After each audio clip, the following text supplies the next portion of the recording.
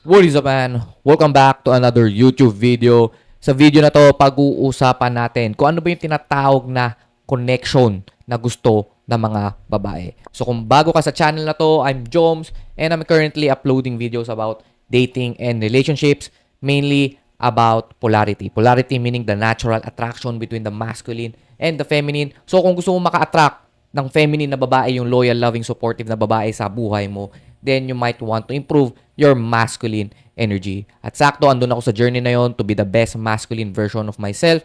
So, yung mga sinishare ko dito is yung mga experiences and yung mga natutunan ko as my life goes by. So, kung ikaw, gusto mo rin ma-achieve ang best masculine version of yourself, then you might want to subscribe to my channel dahil almost daily, weekly, meron akong bagong videos about those things na makakatulong din sa'yo. So, back to the video. So, meron akong isang follower na nag-message sa akin. So, pasensya na sa boses ko kasi meron akong sakit ngayon. Hopefully, ikaw ay healthy ngayon. Okay? Uminom ka ng maraming tubig at vitamins dahil ako ngayon ay merong sipon at mukhang papunta na sa ubo. So, kaya ganito yung boses ko. So, sana ikaw ay okay dyan, man.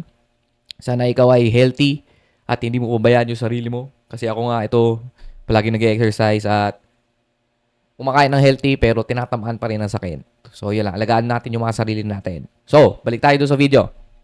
So, umpisa natin sa isang kwento. Okay? May isa akong follower na nag-message sa akin. So, sabi niya, hindi daw makaramdam ng connection sa kanya ang babae. So, basically, tinanong niya yung babae na parang nag-message sa kanya na bakit parang hindi siya magustuhan, bakit kaya hindi siya matipuhan ng babae. So, usually, sinasabi lang ng babae, wala silang nararamdaman na connection dun sa lalaki. O, sabi nung nag-message sa akin na follower natin na itago natin sa pangalang Jampol. Okay, si Jampol. Sabi ni Jampol, mabait naman daw siya at responsable. Masipag, kumbaga kasi, nililigawan niya na tong babae for almost 2 months na. Pero sinasabi sa kanya ng babae na wala siyang maramdaman na connection. So, ang ginagawang diskarte kasi ni Jampol is ganito. Yung typical na traditional ligaw method.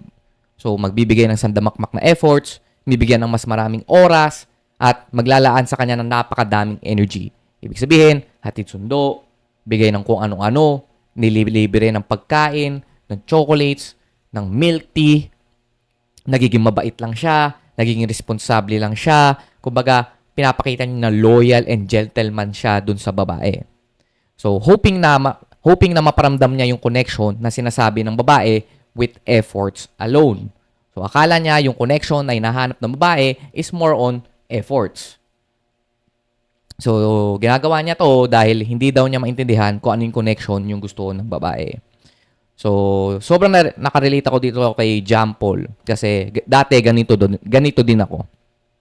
Hindi ko alam yung connection na tinatawag. Hindi ko alam kung ano yung connection na hinahanap ng babae.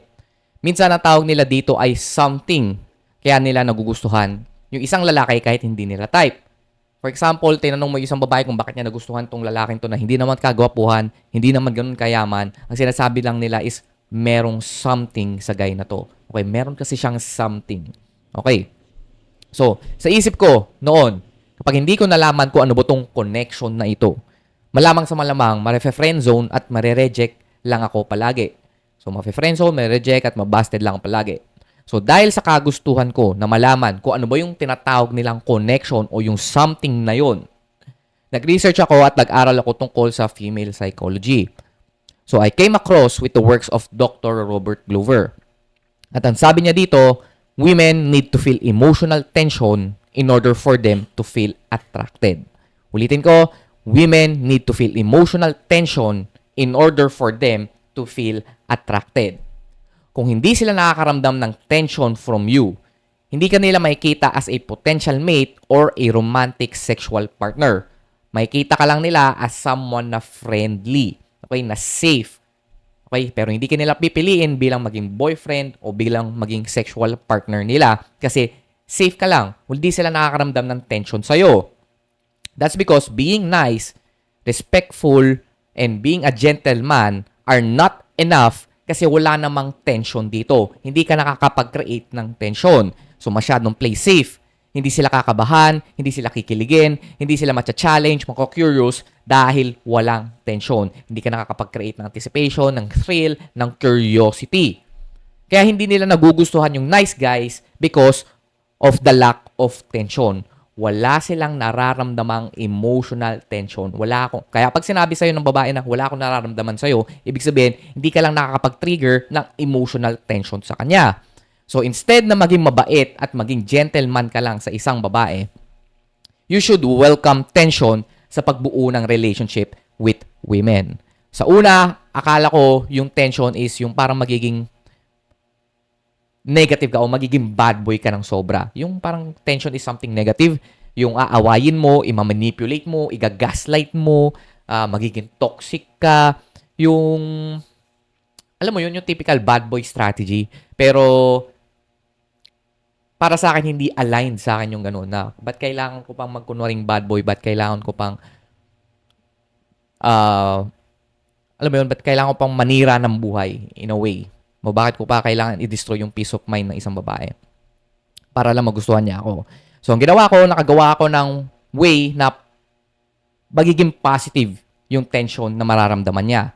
So, ang tawag ko dito ay attraction inertia.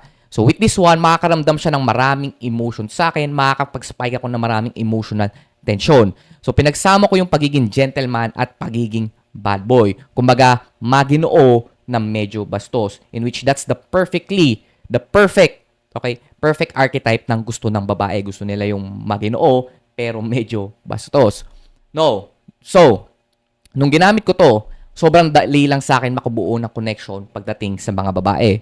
Meron silang mga nafe-feel na pati sila hindi nila nararamdaman. In which exactly yung talaga yung tinatry natin gawin. We are triggering their primal attraction triggers in a way na makakapag-trigger ng emotional tension sa kanila. Dahil sa kanila nga, hindi nila alam kung nahihirapan sila i-translate logically yung emotions nila, hindi nila maintindihan kung ano yung nararamdaman nila. So, that's exactly yung kailangan mong gawin para magustuhan ka ng isang babae kahit hindi ka ganun kagwapo o hindi ka ganun kayaman. You just need to trigger their emotional tension triggers. So dahil nga na meron silang nafe-feel sa akin na pati sila hindi nila naintindihan, nakakaramdam sila ng thrill, challenge, excitement, anticipation, and curiosity sa akin. Kumbaga, logically, dapat hindi nila ako type. Hindi naman ako six-footer. Wala naman akong sports car. Okay? Kumbaga, yung logical things, hindi dapat nila ako type. Okay? Pero dahil nga mas lamang ang emotions nila, women are very emotional creatures, mas sinusunod nila yung nararamdaman nila kesa sa utak. So kahit hindi ka pasok sa logical standards na sinasabi nila, pero nakakapag-trigger ka o napapa-feel mo sila ng maraming emotions towards you, ng positive emotional tension over you, then mas magugustuhan ka nila. Okay? So isipin mo na lang ganito. Isipin mo yung mga romance novels. Okay, nakabasa ka na ba ng mga nobela tulad yung mga 50 Shades of Grey, yung mga nobela, mga libro. Kasi yung 50 Shades of Grey is libro yung mga yan eh. Okay? Ang tawag doon is yung mga erotica novels. So, erotica novels, ito yung parang porno ng mga babae in a book format. So, mahilig sila magbasa, di ba? So, kung iisipin mo, yung mga ganitong novels o yung kahit mga romance novels, yung mga Precious Hearts, romance, yung mga pocketbook before, kung abutan nyo ba yun? Kasi dati, meron pa nun eh. Kung titingnan nyo, sobrang addict ng mga babae sa mga yun. O, kunwari, ito, sa mga bago generation, Wattpad. Okay, yung mga love story galing Wattpad. So, yung mga ganong novels, okay, wala namang pictures doon eh. Hindi naman siya tulad ng comics. Tayong mga lalaki kasi more on visual. Kaya mas na-enjoy natin yung comics. Okay? Pero sa mga babae, na-enjoy nila kahit text lang. Wala namang pictures doon, puro words lang. Pero baliw na baliw silang magbasa noon kasi natitrigger yung emotions nila through tension. That's why sobrang addict na addict sila sa mga ganung novels. So, tira mo, wala namang wala namang pictures doon eh. Okay? So, that's why hindi mo kailangan maging toxic bad boy para magawa tong tinatawag kong attraction inertia, para makapag-spike ka ng emotional tension sa kanila. So, yung attraction inertia is rooted sa healthy masculinity, in which kaya mo to magawa naturally. Okay? Hindi mo kailangan mag-perform, hindi mo kailangan magkunwari. Okay, kung introvert ka, okay lang, stay as an introvert. Kung extrovert ka, okay lang, stay as an extrovert. Hindi mo kailangan magkunwaring nonchalant ka. Alright? Kasi yun naman talaga ang gusto ng babae. Isang lalaking hindi nagpe-perform. Someone who is genuine and authentically by himself. Yung comfortable, yung komportable sa sarili niyang balat. Okay? So, they are attracted to men who show strength, willing to take risk, and confident enough to take initiative. So, kung titingnan nyo, kung i-check nyo yung calendar nyo, kung pinapanood nyo tong video na to, konting araw na lang is Valentine's Day na. Kung gusto mo malaman kung paano makakapag-attract ng isang loyal, loving na babae at makadate siya, pwede kong i-offer sa'yo tong pinaka-basic na program ko na tinatawag kong Attraction Inertia Triggers. So, itong course ko na to is responsible for almost 1,279 men last 2025. Na-transform ko sila from a torpe, nice guy to a confident, romantic gentleman. Yung maginoo na medyo bastos. So ngayon, naka-less 1K siya ngayon. Kaya instead of 1.5, makukuha mo na lang ito ng 500 pesos. So unang 100 lang yung makakakuha ng discount na to. Pero kung gusto mo mauna, check mo yung link sa description box or nasa bio ko at mapupunta ka doon sa website kung saan mo pwedeng makuha. Again, limited time offer lang to. Bago ka pa maunahan ng iba, i-check mo na. Let's go.